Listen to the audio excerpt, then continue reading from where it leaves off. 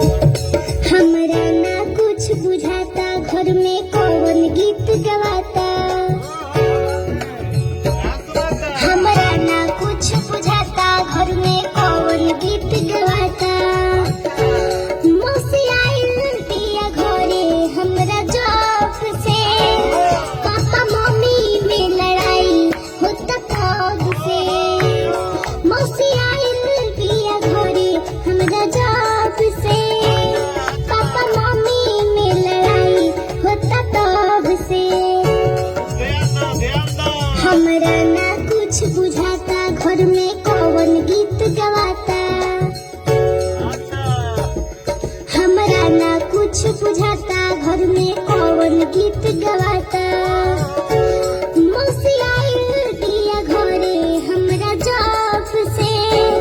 Papa mummy में लड़ाई होता तब से। मौसी आइल दिया घरे हमरा जॉब से।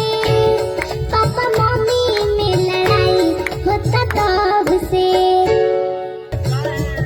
हमरा ना कुछ बुझाता घर में कौन गीत गवाता।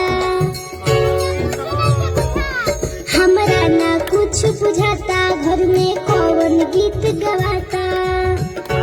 मौसी आइल दिया घरे हमरा जॉब से। पापा मम्मी में लड़ाई होता तब से।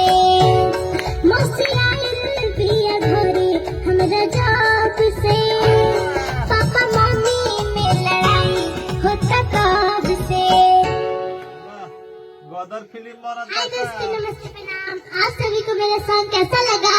अच्छा लगे तो लाइक सब्सक्राइब जरूर कीजिएगा और शेयर भी जरूर कीजिएगा और सपोर्ट देते रहिएगा। आप भी कुछ बोलिए। बहुत बहुत धन्यवाद आप सभी लोगों को। Bye bye by.